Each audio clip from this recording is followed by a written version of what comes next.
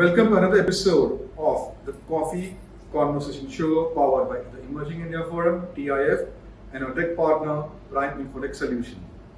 Today's series is Stree Shakti.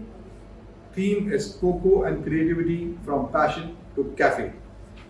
We have with us the sweet entrepreneur, Aarti Jhaveri Kapai, Pure Sin, the chocolate bar founder and owner, and we are having a conversation at Pure Sin Café. This cafe has become a beloved spot for chocolate enthusiasts, offering an array of delectable treats and a cozy ambience. So friends, let's explore Aarti's entrepreneurial journey, the challenges and triumphs of running a chocolate cafe and bar. Why bar? You'll come to know, which Aarti will explain during the conversation, and a passion that drives the creativity. So friends, I'm Lion Amir Virani, your host at Coffee Conversation and a legal tech evangelist. So Aarti, welcome to this special episode. Thank you. Having over here. Thank you so much. Thank Your chocolates and coffee and many more things. Thank you. So Aarti, my first question. What inspired you to start a chocolate bar cafe? So I started making chocolates in 1993, and back then there weren't many chocolate makers in Bombay. So all was going well, and then COVID happened, and we had to shut shop. And when I reopened, I wanted to do something slightly different because by then almost every household has a chocolatier or a confectionery specialist. Like almost everyone's doing it. So I said, okay, let's do something different. And so I opened this small, cozy little cafe, and we don't only just sell chocolates, but we sell everything else chocolates. So that's how this whole concept came into my mind. That let me have people come over here, feel comfortable, feel warm, welcome, just lounge, sit with us, listen to some music, and order chocolates. So that's how my chocolate bar came about. Now, what's the story behind the name Pure Sin? Oh. And the chocolate bar. Okay. Two things. Pure Sin. Pure Sin. So when I lived overseas for a few years, and in winter I would always eat ice cream, and I would always tell my husband, I'm like, oh my gosh, this is Pure Sin, right? And the name just stuck. This is before Pure Sin started. And then so when we came back to India and I decided to start making chocolates, this was one of the names that I thought I would give my brand. And you know what? It's an oxymoron because it's pure and sin put together. But I get a lot of compliments on this name as well. And then the chocolate bar. Yeah. I didn't want it to be a cafe because everybody is a cafe, right? So I said, let me be a little different again. I'm always trying to be different. And so that's how I came up with the chocolate bar. I said, let's call it a bar. In fact, it's funny because I had somebody walk in asking for alcohol because he said, they thought it's like chocolate bar, so we probably have chocolate kind of different alcohol serving, served with chocolate. And we had to tell them that we're not that bar, we're a chocolate bar. So yeah. Okay, that's something humorous story which we are sharing in this conversation. Now, Aarti, my next question will be, what are some signature items on your menu which you have created and the customers have lapped it up? So my journey, since 1993 if I started, I'm going to close in on 31 years. I've had about 45, my flavor profile has been about 45 flavors. But with that being said, my most popular, my signature chocolates have to be my almond rock and my tangerine tangerine. And when I say this, I literally mean that if I were to ever discontinue either one of them, I may as well shut shop. That's how popular Pure Sin almond rocks are and the tangerine tangerine. So these would have to be my signature flavors. Wow. So friends, you have to come and check out, buy those chocolates and savor the taste. It's lovely. I just did a walk tour where I explained different chocolates and I had the privilege of tasting them, and I will continue my coming again and again and having different chocolates, because there are a lot of varieties which you will come to see in the walk tour episode. So now, Aarti, what are some of the biggest challenges you have gone through and how did you overcome them? You mean when I started the place? Yeah, the place. Well, to start the bar, my biggest single most challenge was real estate. Literally the single most daunting challenge is to find a place. So when you're looking for your dream location, the rental prices obviously cannot be matched because they're very, very high, right? Real estate is crazy right now. So I found my dream place, but unfortunately I could not buy a road facing place. So I have got a place which is inside the building, okay, on the ground floor. We're hidden away completely, as you can tell. Yes. But the joy of a customer walking in and telling me, "Oh my gosh, it's been so hard trying to find you," and I look at them and I say, "But you did, right? You're here." And so yes, that challenge has been extremely, extremely daunting. But I'm very happy that you made a mark. Yes. So besides the real estate, running a day-to-day Yes. operations with the the materials, the people, Yes. other So things. over the last 30 years, my base chocolate has constantly changed. Which obviously there have been, ups and downs, because sometimes your flavors just drop because the base is not good. Yeah. And then it's been my constant search, because I'm too much of a perfectionist and I just want everything to be consistent. The quality has to be consistent. I do not compromise on anything. A lot of my ingredients come from abroad. So I don't compromise on flavors. I don't compromise on loading my chocolates with. If I tell you it's a tangerine tango, rest assured you're going to get lots of orange in it. For example, an almond rock, you bite from any angle, you will get an almond in your mouth. It's not going to be one piece of almond with lots of chocolate, right? Yes. So yes, there have been a lot of challenges with all this. When you're exporting chocolates, importing chocolates, doing this, your raw material, your almonds come from California, this comes from. So yes, of course, along the way, we have faced many upheavals, but we're still here. We are here and growing. So, how do you market your the chocolate bar, your chocolate products, so customers come again and again? Amir, again, believe me when I tell you, Yawson has literally grown by word of mouth. We've never advertised ever.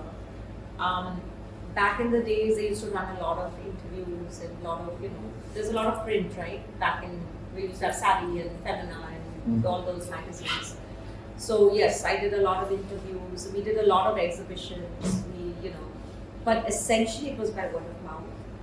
Today, obviously it's a world of social media, and to be very honest, I mean, that's my source of advertising, social media. So you have to move with the times, I suppose. Yes. So, who has contributed in your this chocolate making and chocolate selling business? Contributed. Friends and family. That's all I can say. I've had tremendous support.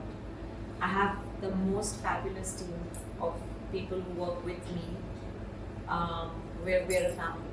I don't treat anybody differently, and I guess that's what makes it easier to run the show, because if you're all on the same wavelength, and everybody comes in with the same passion, I think it makes it easier to be successful. Very true, very true. Yeah. So, your journey has been 30 years. Mhm. So, in your early days, who was your inspiration from the chocolate world, which has contributed to where you are now? Oh, that's a tough question. You know what, I don't mean to sound rude, but honestly, nobody from the industry I've not had the good fortune of meeting anybody like-minded or who's in the same profession. I would love to, even today. I mean, I did this solo. I just did what I knew. Actually, what I didn't know. Let me put it that way. I didn't know how to make chocolates, but I self-taught and I just did it. That's impressive. Okay. Now, someone from a newbie who wants to start their own chocolate cafe or chocolate making business. So, what advice would you give so that he or she is able to achieve success like you have made for yourself? 3 things. Believe in yourself, believe in your product, and don't give up. Never. Beautifully said, beautifully said. So now, in your 30 years journey, some memories, let's go down back memory lane. So in your journey, what different memories you have accumulated over the years, which, let's recap those memories. Oh my God. Related to chocolates. There's personal So, round is there. Amir, when I told you that I don't have any professional experience, right? I never went to any chocolate making school or nothing. I just did it off the top of my head, right? So when I started this journey, and essentially I didn't know too much about it, we used to get lots of people like neighbors, friends, family, domestic help, any and everybody, okay? We used to all get together and we used to make what we thought was chocolate. Literally. I have even given one company chocolates, which, I mean, it's a secret. I don't share it with everybody. But I even gave one company, I got a huge order in my very first year of opening for Diwali. I opened in September and I think October was Diwali. And I got this huge order. And I started this whole business with my mom, by the way. And we started, I thought it's a hobby. You know, I thought it's going to be like, chalo, it's going to be done with in a couple of months. And 30 years and counting. But we got this very, very big order. And I didn't know how to execute it. Because it was new, right? So we just did whatever we knew. We dished out over, I think, 300 kilos of chocolate. And I don't think they ever came back to me because I don't know what I sold. So from there, from where I started to where I have come today, it's absolutely been a very, very humbling journey. I have learned a lot, and when I said in my when you asked me the earlier question, I said don't give up. Really don't give up, because if you have that passion, I think you can do anything and everything. Yes, very true. Right? Very So- true.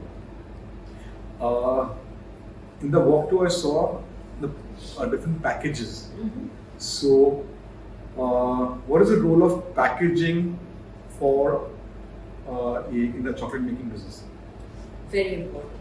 So the way I look at life or anything, I always say you eat with your eyes first, okay, before you put it in your mouth. So if it is not appealing and if it doesn't look presentable, chances are you're not going to want to have that product. So my packaging has also evolved a lot over the years. I started with transparent plastic boxes. Today I have, saying off what my clients tell me, I have very international standard packaging. I keep it very simple. I keep it very classy, very elegant, because you have to keep in mind that not everybody comes with the same taste. Right? Yeah. So it's always easy to keep your base simple and then work on it with whatever other colors that people prefer. So yes, packaging plays a very important role. Very true, very true. So friends, we have come to the professional round end. Now let's discover Aarti as a person in the personal round journey. So Aarti, can you share a bit about your family and how they have supported in your 30 years career? My family has been extremely and unconditionally supportive of this journey. If it weren't for them, I think Blossom would have dwindled. Seriously. From my parents to my brother to my husband to my children to my family of my team, everyone. I mean, they've just been very, very instrumental. So yes, I owe it to them. I totally owe it to them. So who has been your biggest supporter from your family and friends? It would have to be my husband. Yes. And my mom. Yes. Okay. Yes. She's alive? Very much so. Very much so. So like to... She turns 85 tomorrow. So yes. This one is... So give our regards to her. Because she Thank has Thank you. been that inspiration and Thank you. motivation from early Yes. days till where you have reached. Yes. And I have to say, my kids, if my kids had not allowed me this journey, because I travel back and forth, right? I don't live in this country. So if my kids had not supported me whilst as they were growing up, and if they threw all those kiddie tantrums and said, "Oh mom, you can't leave and you can't go and you have to be with us," and I don't think I would have been able to do this. So Yes. yep. So it's Aarti is a global citizen and managing, living, a digital nomad life, but her chocolates have not lost the taste. Wherever she is, she makes a mark. Her chocolates are to the mark of having that name, Pure Sin. So now, Aarti, my next question will be, what do you do in your free time? I sleep. I sleep. I love to read. I work out. I love, whenever I'm in Bombay, I love eating the street food. I love spending time with friends, family. Just the normal things, which I think most people like to do when they have some free time. I love listening to music. Okay. Any creative pursuits you have continued from your childhood? Creative? Pursuit, interests, hobbies? That I have brought from my childhood. Childhood, or something new you have developed recently?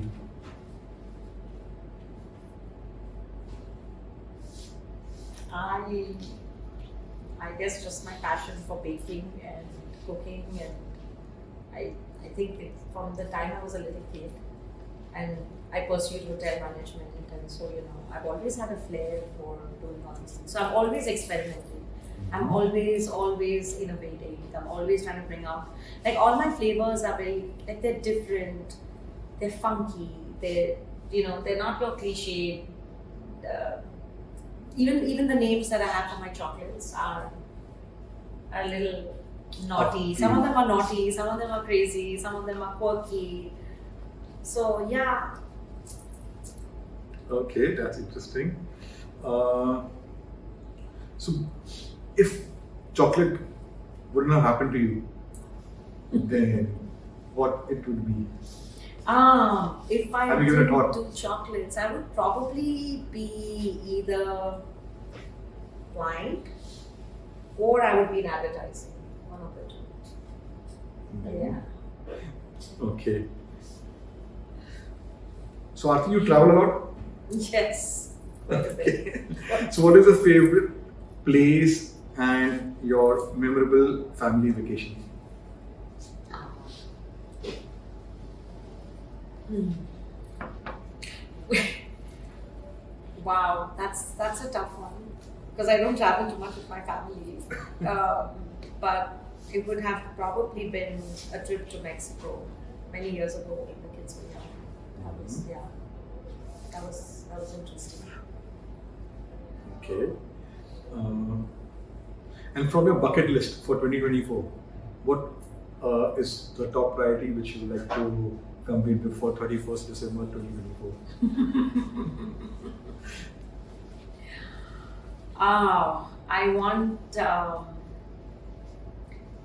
I just want Pearson to be really, really become like a brand name. I want a lot more people to find out about us.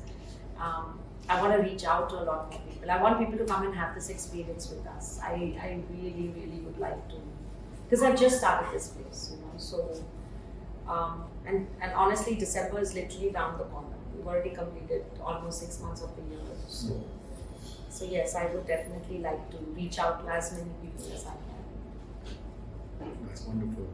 That is from the work front. Oh, personal front. Personal front. Personal front. I don't know. I just want to achieve a sense of peace, and that's what I strive for. I don't know if it sounds cliche, but I strive for inner peace and happiness. So my next question will be a little tricky. Living life in two different cities, what is the secret mantra of balancing healthy relationship with everyone? So I would like to also know, and people who are also out there find difficult, but you have, with your family and everyone, you have been able to have, what do you say, happy life. So what is the secret? There's no secret. You just need to be a happy person, and I'm a happy person. And you know what? You just go where life takes you. You make the most of it. If you have to travel, you have to travel. There are times when I don't like the journey. I wish I could just teleport myself. I mean, who wants to spend 22 and 24 hours traveling from one country to another? But you do it because. And the other thing is, I come here to something I'm passionate about. I go back to something I'm looking forward to. So in both places, there's something I am looking forward to. So I think that makes my journey that much easier. It's not pressure. I do it because I want to do it, not because I need to do it. Right? Wonderful, wonderful. Yes, and having a wonderful family. Absolutely. Has supported you, and you have come a long way. 30 years. It's a remarkable achievement, and hats off to your family out there. Thank you. Thank you. And with now technology that has made possible to be in touch anytime. Absolutely, it's so much easier. That's why I said you're living a life of digital nomad. Yes. I've actually experienced from no cell phones to now being in the digital world. So yes, that's how Pearson's journey has also been, right? Yes, it has been evolved. So thanks to the technology which has enabled and empowered us. And so now my last question will be, Aarti, for you. Describe Aarti in one line. Aarti is real and authentic. What you see is what you get. Wonderful, wonderful. So friends, we come to the end of the personal round. So now we get on to the next round, that is a rapid fire round. So Aarti, you have to be very quick, funny, and if you answer, you get to win this book, autograph, which will be given to you. Yeah. So my first question: are you a morning person or night person? Night. Tea or coffee? Coffee. Let's raise it. Coffee all the way. Yes, it has to be coffee, otherwise we won't be sitting at crossing. Okay, last book you have read? Mary Gibbs Clark. I just finished it. Don't Call Me a Stranger or something like that. Yeah. Okay. One gadget you cannot live without. The obvious, the cell phone. Okay. Your go-to stress relief activity. Chanting. I'm a Buddhist, so I chant. Namorangi. Namyo. Yes, absolutely. Okay. I also get. It's very soothing. Yes. I'm.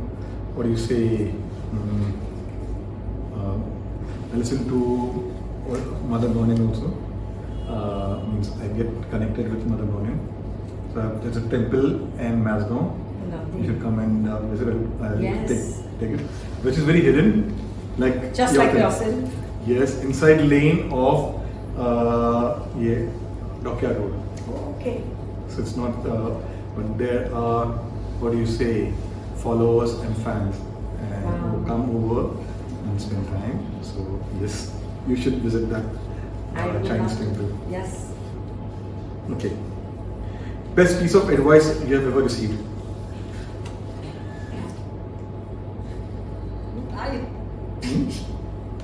Best piece of advice I have: believe in yourself. Cool. Your favorite color? White. I see you every time. That's what I wanted to ask. Okay.